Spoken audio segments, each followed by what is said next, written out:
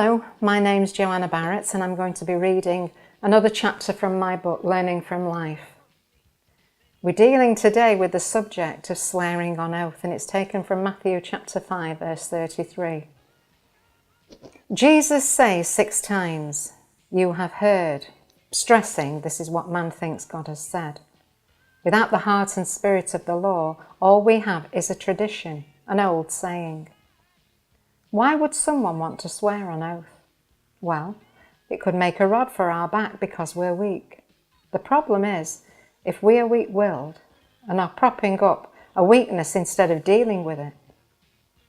Secondly, to convince someone of our integrity and sincerity, proving that we're honest and reliable. People who habitually back up their words usually give exactly the opposite impression and arouse suspicion.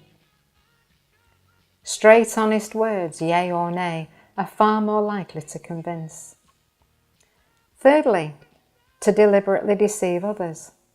The very thing which is supposed to safeguard the truth can be used to deceive and propagate lies. Many false cults and secret societies take oaths upon initiation. The Mormons and the Masons are 2 examples. These oaths bind people, holding them by fear from ever betraying the secrets of the society or cult. This is not God's way. The occult is full of oaths and initiation rites. It is strange that God asks us to make no promise when we become Christians. He asks us to believe His promises to us. By making an oath, we're coming out of Christian freedom and putting ourselves back under the letter of the law, putting a false confidence in our ability to tell the absolute truth. Jesus does not want us to trap ourselves and fall into condemnation. One of the things I find difficult to cope with is when someone promises to do something for me or with me and they don't keep their word. It probably stems from my childhood, but whenever people fail to do what they say to me, I feel terribly let down. My brother reminded me not so long ago of my attitude as a child. Sometimes my mother was so short of money that she was unable to give me pocket money and would say that she'd give it to me the next week. Because I took her word as the gospel truth, I would not let her forget. I would add up all the weeks she'd missed and present her with a bill. Honesty was something my parents taught me to be scrupulous about. I found it terribly difficult to lie and would blush even when telling a half-truth. I could never say sorry unless I genuinely and in all honesty felt that it was my fault, and I would never make a promise if there was the slightest possibility that I couldn't keep it. Hence, I could never promise to be good. I was very grateful that I was born British because at one time our laws were based on biblical principles. Our rules followed quite closely the 10 Commandments. Christianity was the basis for our education in schools. Principles like an Englishman's home is his castle and an Englishman's word is his bond sounded like real ideals to me, and I'm quite appalled at the decline in our national standards since my childhood. It's classed as utter foolishness nowadays to trust people without first having proof of their reliability. When Maurice and I travel around the churches to minister, we take a selection of books, videos and CDs to sell.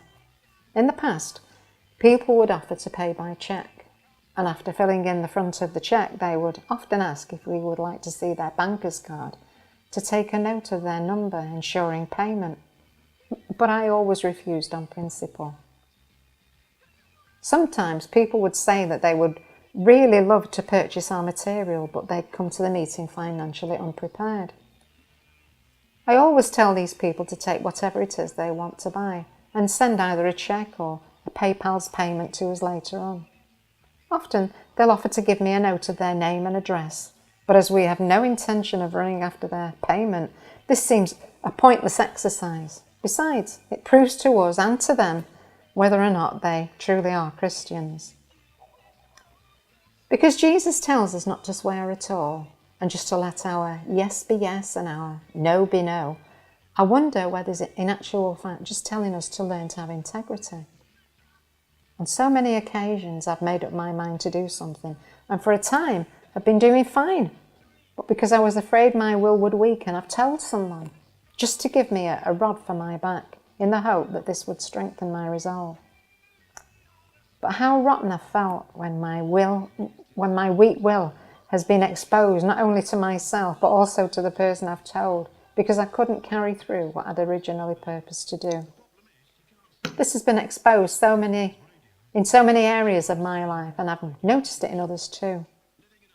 I once knew a godly woman who said that God had told her to grow her hair long. She was elderly and had difficulty looking after her hair anyway, but she said that this is what God had told her to do. After about 8 months, when her hair became too difficult for her to manage, she had it cut short again, but it left me with a real question about whether she'd heard God in the first place. And if she had, then how could she possibly rebel against something He'd told her to do? Another couple I knew for years had said that God had told them to trust Him and not use contraception.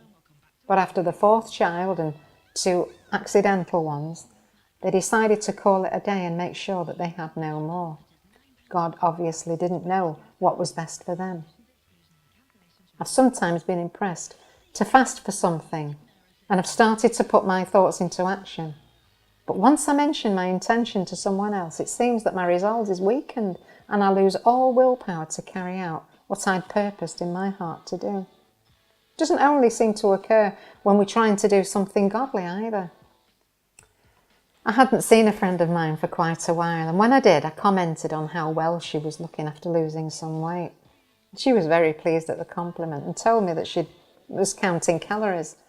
And even though she still had a few more stones to lose, she had done exceptionally well so far and felt confident she would at last make her goal.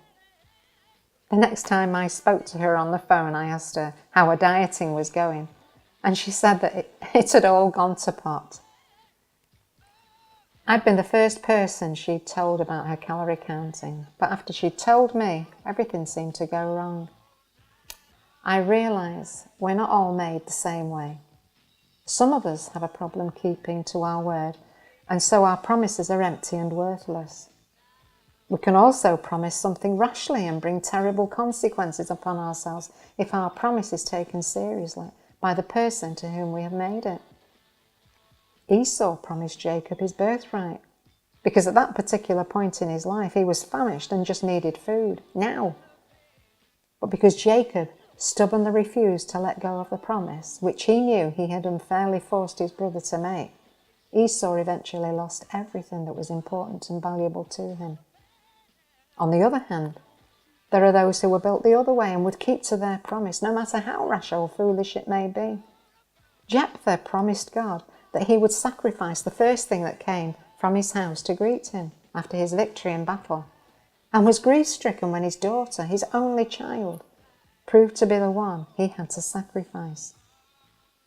It seems that keeping promises can get us into as many problems as not keeping them, if they're made without much consideration and deliberation. But I think Jephthah must have been on the safer side, especially as he was actually mentioned in Hebrews 11 verse 32 as being part of that great cloud of witnesses for his faith. I honestly think that God is looking for people who can keep their own counsel and not tell their intentions to other people. I can't help thinking of how highly favoured Mary, the mother of Jesus, was. She was given the greatest honour to bear the Son of God himself. Yet with Joseph, her fiancé, when he found she was pregnant, she didn't tell him the circumstances of her condition until God had revealed it personally to him.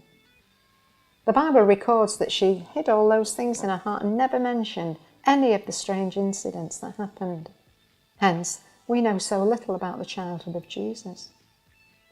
Jesus too was very closed about his mission on earth.